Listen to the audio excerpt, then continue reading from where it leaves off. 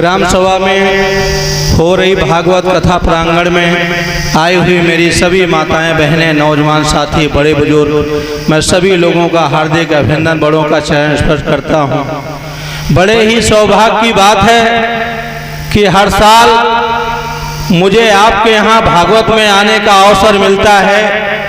इसके लिए मैं सभी का बहुत बहुत आभार, बहुत बहुत धन्यवाद देता हूँ कि हर वर्ष आप सब लोग मुझे याद करते हो। आपका ये भाई बेटा आप सबके बीच में हमेशा उपस्थित रहने का कार्य करता है। और भागवत कथा के बारे में सब लोग जानते हैं कि भागवत कथा 7 दिन की ही क्यों होती है। 7 दिनों में सारे काम बनते हैं, बिगड़ते हैं। कोई भी नया काम स्टार्ट होता है वो भी 7 दिनों के अंदर ही होता है। दिन भी 7 होते हैं। राधा रानी का नाम भी 7वें नंबर की रास पे आता है। इसलिए भागवत 7 दिन की होती है। इसलिए सबको राधा रानी की, अपनी माताओं बहनों लक्ष्मी की सबकी पूजा करना चाहिए। उन्हीं से सबका उद्धार होता है। भागवत कथा में आपने देखा कि भगवान श्री कृष्ण अपने सगे कंस मामा का वध करते हैं। कोई अपने सगे कंस मामा का वध नहीं करता है, लेकिन मामा अधर्म के रास्ते पे चल रहे थे, भगवान धर्म के रास्ते पे चल रहे थे। इसलिए भगवान श्री कृष्ण ने अपने सगे कंस मामा का वध कर दिया था।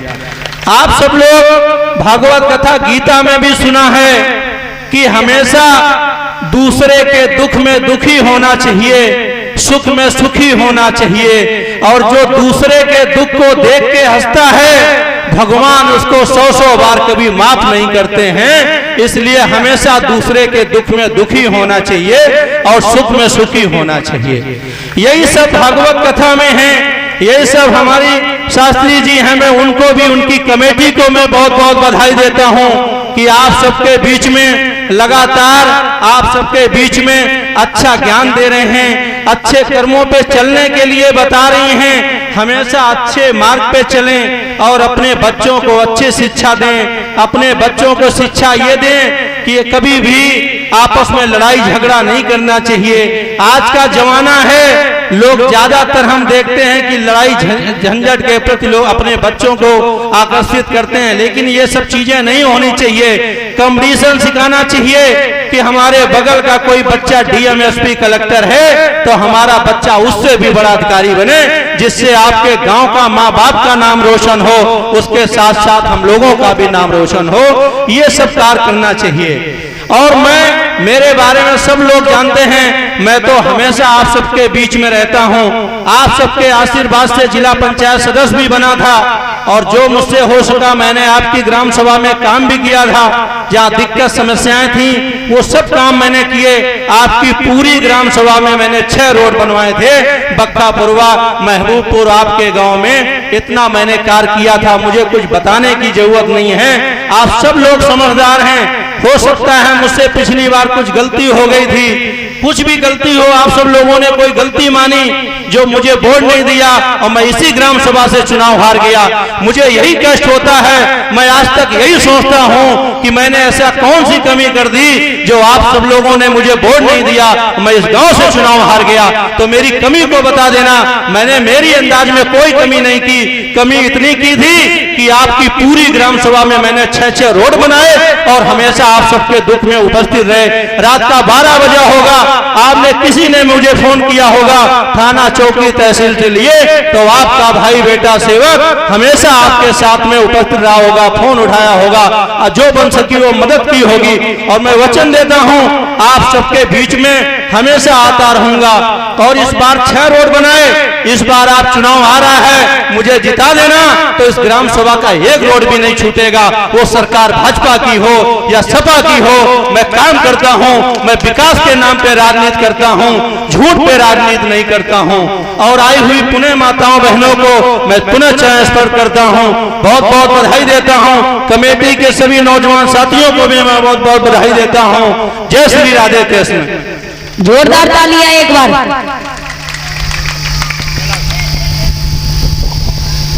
और ये निर्देश यादव भैया जी, जिला पूर्व जिला पंचायत सदस्य, ये 501 रुपए दे रहे हैं।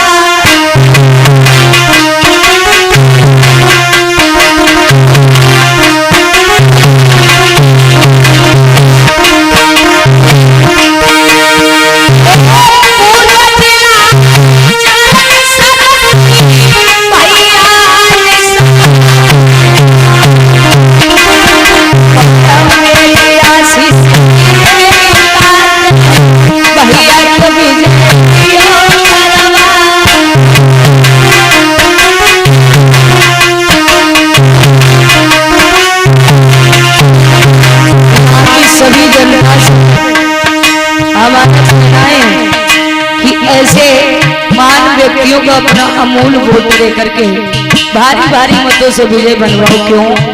क्योंकि जो तुम्हारे यहाँ पे कार्य करे उसका सहयोग करे दिन रात।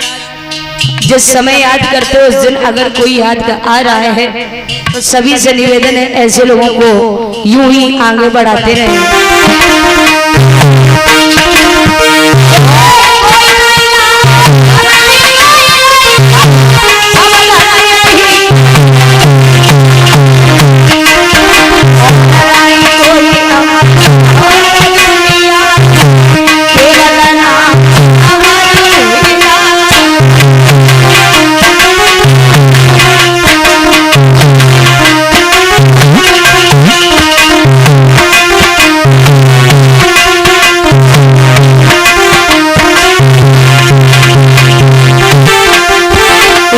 सभी जनता से हमारा कहना है निर्देश भैया को भी नहीं बना देना